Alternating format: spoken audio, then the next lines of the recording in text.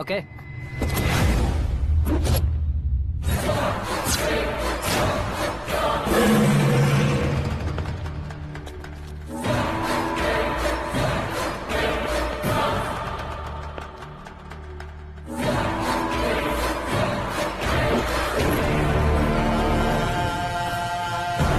उसके टुकड़े टुकड़े कर दो और नागराज को पार्सल कर दो।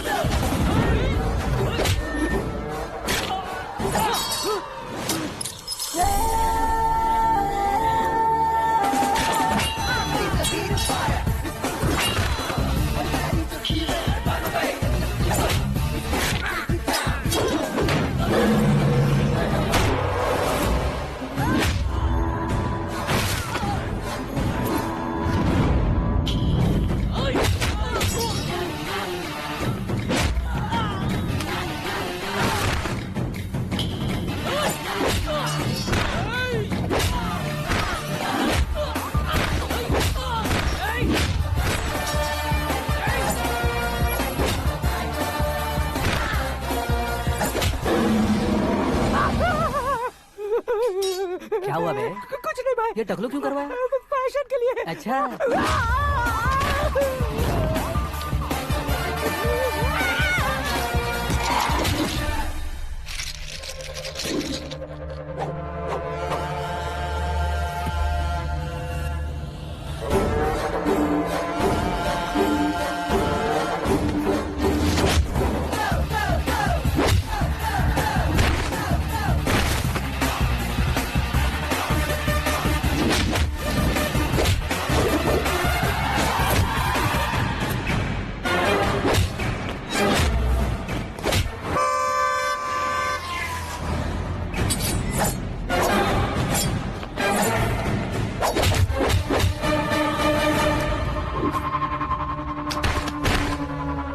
इस फैमिली को टच करने से पहले मुझे टच करना होगा, लेकिन मुझे मारने वाला हथियार अब तक बना नहीं, ना ही बनेगा।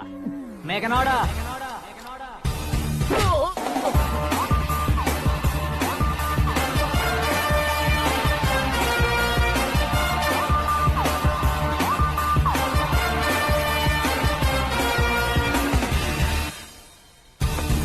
इसलिए मैं उसे कह रहा था किसी को अकेले मत भेजो, लेकिन वो तारीफों के पुल बांधे जा रहा है।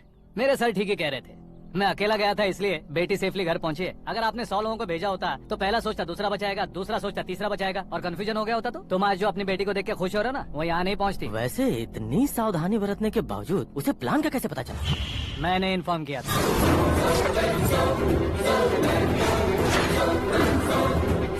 तुमने ही फंसाया, फिर तुमने ही बचाया। मेरी बेटी को मारना चाहता था क्या? गनी रेड्डी की उस हिम्मत को मारना चाहता था। वो कब अटैक करेगा सोचकर हमें नहीं डरना है सर। अब आगे जब भी वो अटैक करेगा वो 10 बार सोचेगा और डरेगा। इसीलिए मैंने ही उसे बुलवाया। मौत का सामना करवा कर वापस भेज दिया। मैंने जो किया आपको गलत लगे तो मेरे सर से शिकायत कीजिए, अगर सही लगे तो बेटी के लौटने का जश्न मनाइए।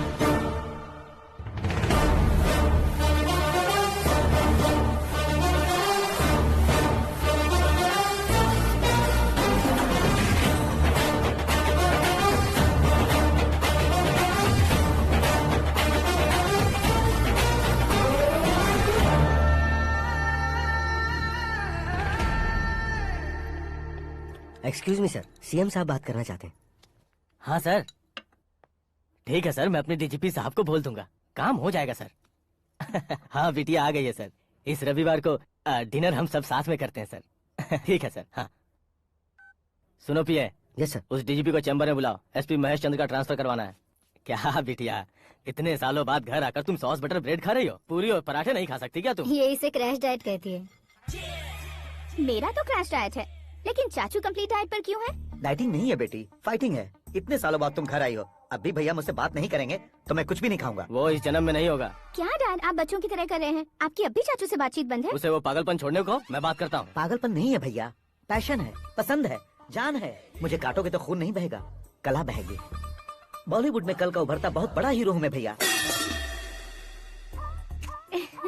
देखा ना बेटी हमारी यहाँ क्या हालत है। एग्जैक्टली भैया, कल को ऑडियंस भी इसी तरह से झटका खाएंगे, स्क्रीन फाड़ देंगे मेरी एक्टिंग देखकर। हाँ जेठ जी, आपके सामने थोड़ा शर्माते जरूर हैं, लेकिन ये एक हीरो से कम नहीं है। हाँ, इसे चश्मे की जरूरत है। जरा समझे ना ताऊ जी, सुपरमैन की ड्रेस पहनेंगे तो डैडी ऑसम लगेंगे। प्लीज एक ब्रेक दीजिए ना डैडी को। देख लो बिटिया, MLA बनो कहता हूँ तो हीरो बनूंगा कहकर पूरी फैमिली को बिगाड़ रखा है। मैं फैमिली को बिगाड़ने के लिए नहीं भैया, एक मुकाम पर पहुंचाने के लिए पैदा हुआ हूँ। मेरे हीरो बनने के बाद आपको ही फायदा है। आजकल इलेक्शन में हीरो को पार्टी की पब्लिसिटी में बुलाओ तो कितने वोट मिलते हैं। अरे सुपरस्टार बनने के बाद मैं आपके साथ ही खड़ा रहूंगा। एक बात कही जाती है, हर पॉलिटिशियन के साथ एक फिल्म स्टार होना चाहिए, मेरी तरह। बता दो इसे, अगर ये आदमी एक और शब्द बोला तो इसे गाँव भेज दूंगा। वहाँ क्या करूँगा? वहाँ जाकर खेती बाड़ी करूँगा क्या? हाँ? टच अप, मेरा ब्रेकफास्ट वैनिटी में लगा दो। न ये बदलेंगे ना इनका एटीट्यूड बदलेगा। हे भगवान, समझते ही नहीं है, इनके सीएम बनने का मैं इकलौता जरिया हूँ। सुबह से ढूंढ रही हूँ, आकाश कहाँ है?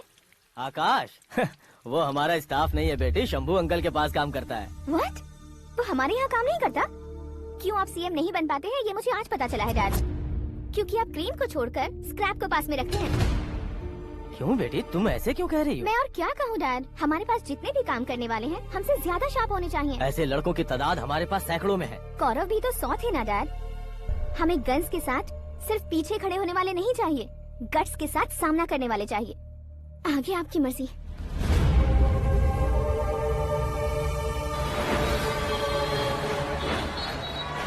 हाँ भाई, आजकल मेरा धंधा एकदम बढ़िया चल रहा है और उसकी वजह मैं नहीं हूँ, अपना आकाश है। अब सिर्फ हैंड नहीं है मेरा, वो ब्रांड है। हेलो। हाँ बेटा। हाँ कौन बेटा? मैं बेटा होम मिनिस्टर नागराज। हाँ sir sir sir, good morning. तुम कहाँ हो? सर को असेंबली लेकर जा रहा हूँ। ओह अच्छा, तो फिर मैं बाद में फोन करता हूँ। अरे कोई बात नहीं, वो फोन पर है, आप बोलिए। कुछ नहीं बेटा, तुम मेरे पास काम करोगे? क्या सर, आप जोक अच्छा कर लेते हैं। जोक नहीं है बेटा, सीरियसली पूछ रहा हूँ। सच में सर? तुम मेरे पास काम करोगे क्या? जल्दी बोलो। वो क्या है ना कि मुझे यहाँ पर सर महीने के 2 लाख देते हैं सर। मैं उसका डबल दूंगा। कब ज्वाइन करना है बताइए सर। तुम अभी आ सकते हो क्या? On the way sir.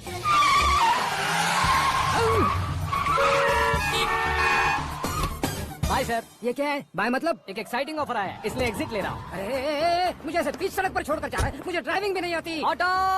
मैं ऑटो में नहीं जाऊंगा। ऑटो मेरे लिए है, आपके लिए नहीं।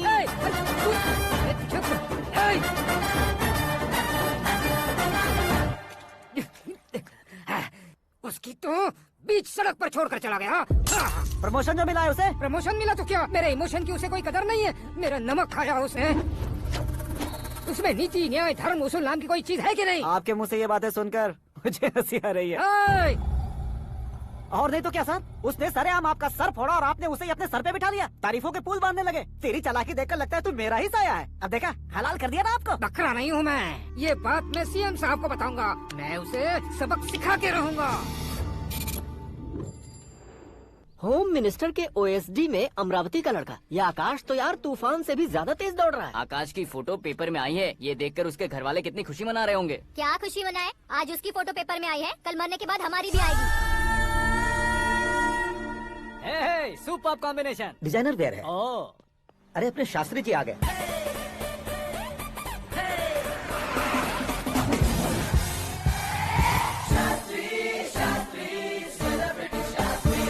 कौन है ये नैनो वाला? सेलिब्रिटी शास्त्री हैं, बहुत फेमस हैं। ओह। सीएम और हमारे फैमिली डॉक्टर की तरफ फैमिली पंडित जी हैं। पंडित जी? हाँ। मुझे तो चाइनीज चोर जैसा लग रहा है। चाइनीज बहुत खाते ना। नमस्ते पंडित जी। हाँ नमस्कार, शीघ्र में सुपरस्टार प्राप्ति अस्तु। बस 10 सालों से आप आशीर्वाद ही दे रहे हैं पंडित जी, लेकिन आज तक आपका आशीर्वाद नहीं फला। समय नजदीक आ गया है, टचअप करके रेडी रहो ब्रेक के लिए। ये कौन है? आया हूँ तब से मेरी परिक्रमा किए जा रही है। न्यू एडमिशन है Pandit ji. Akash. I am Arjun with lots of गुण। साइलेंट फिल्म है। मुझ पर शक करता है ये, इसे तो पक्का सजा मिलेगी। साइलेंटली क्या बोला? आशीर्वाद दिया था सर कि आप एक्शन हीरो बनेंगे। हाँ, दो आशीर्वाद दो। क्या शास्त्री जी? नमस्ते मंत्री जी। नमस्ते। लड़के वाले नहीं आए? हाँ आ गए हैं। आपको तो पता ही है ना कि मैं लोगों से ज्यादा समय पर भरोसा करता हूँ। हाँ। राहु काल था ना, इसलिए कुछ देर के लिए मैंने उन्हें टर्निंग पर ही रुकने को बोल दिया। हाँ वो तो है ना, ये आदमी मुहूर्त देखे बिना वॉशरूम भी नहीं जाता है। घर बसाने के लिए शास्त्रों का ध्यान रखना तो जरूरी है ना। हाँ वो तो है। ये इस तरह जोकर बन के क्यों खड़ा है बहू? वो लोग क्या सर्कस देखने आ रहे हैं? भैया ऑडियंस के सामने कलाकार की बेइज्जती नहीं। तू काहे का कलाकार है रे? तुझमें ना शक्ल है ना अकल है। भैया कंट्रोल। अरे क्या कंट्रोल करूं मैं? एक और बार अगर तूने एक्टिंग की बात की ना तो तुझे धक्के मारकर बाहर निकाल दूंगा। 40 करोड़ खर्चा करके 400 वोट पाकर जीतने वाला जो इंसान ठीक से शपथ पत्र भी नहीं पढ़ सकता है, वो एक्टिंग के बारे में क्या जान सकता है? ये कैसी बातें कर रहे हो? ये तुम्हारे भैया हैं। मंत्री की मंत्रा चुप कर। आगे जाओ, डिस्टर्ब मत करो। ये कैसे सिद्धेश्वर जी? ये किस तरह से बात कर रहे हैं आप? बिना शादी के तुम हाफ सेंचुरी क्रॉस कर चुके हो, तुम मुझे क्या समझाओगे? ये सब क्या है? मेरी तरह शादी न करने वालों को बोलने का हक भी नहीं है क्या? ये क्या है जी? आप पागल हो गए हो? पागल नहीं हुआ हूँ, तुम सबको पागल बनाने वाला हूँ।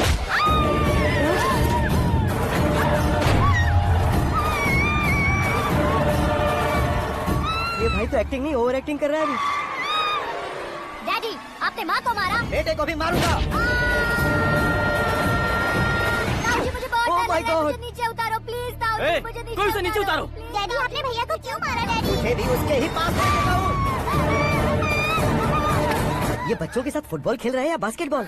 अरे तेरी तो भैया कैसी लगी मेरी एक्टिंग?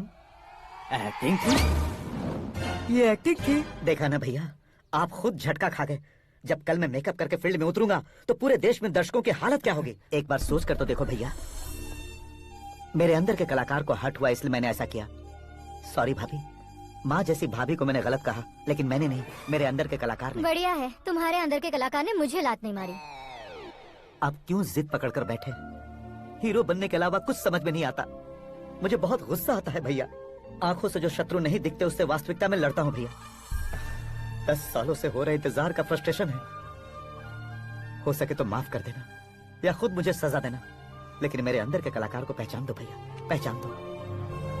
ओहो सिद्धेश्वर जी, कहाँ कम करना है, कहाँ जोर देना है, जानने वाले को ही महान एक्टर कहते हैं। सर मैं आपका फैन हो गया हूँ। एक सेकंड सर, बस एक सेकंड सर, एक सेकंड। देखा ना भैया, एक्शन करो तो फैन बनते जाते हैं, लेकिन आपके अंदर वो प्यार नहीं दिख रहा है। ओनली 1 ब्रेक भैया, बस एक ही ब्रेक। प्लीज मान जाइए, हाँ कर दीजिए। इनका एक्शन भारी पड़ता जा रहा है। ठीक है, मेरा दिमाग मत खाओ, जो मन में आएगा। अरे वाह, सिद्धेश्वर जी देखिए, शुभ समय आ गया है। हाँ। लड़के वालों के आने का समय भी हो गया, तो आप भी जाकर रेडी हो जाइए।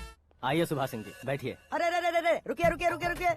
देखो बेटा, तुम्हें यहाँ ईस्ट में बैठना है। दुल्हन के माँ बाप वेस्ट में बैठेंगे, बैठ जाइए। और मम्मी पापा अपने लड़के के साथ बैठेंगे, बैठ जाइए। तो लड़की कहाँ होगी? लड़के के सामने होगी। तो ये कहाँ बैठेंगे? टूटी कुर्सी दे देंगे। जोक था, जोक ये था। जोक बाद में करना। तुम फिलहाल ईशान दिशा में खड़े हो, पॉजिटिव एनर्जी ब्लॉक कर रहे हो। चलो मेरे पीछे आ जाओ। मैं वास्तु पर भरोसा नहीं करता शास्त्री जी। तो फिर? दोस्ती पर भरोसा करता हूँ।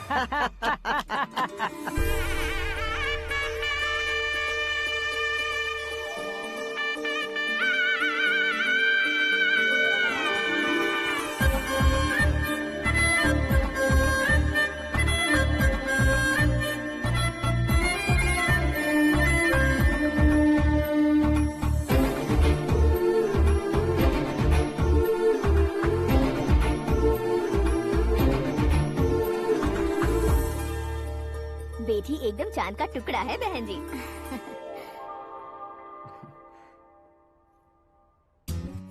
बैंगल्स अच्छी लग रही है ना? Dress? Are we made for each other? Bad for each other.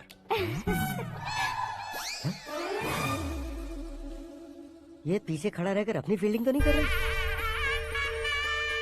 शुभ है, सब शुभ है। लड़की को देखने के बाद लड़के के मुंह से कोई शब्द नहीं निकला। लड़के को देखने के बाद लड़की अपना सिर नहीं उठा रही है। मतलब ये मैच फिक्स है। डेट मैं फिक्स करूंगा, रेट आप लोग फिक्स कीजिए।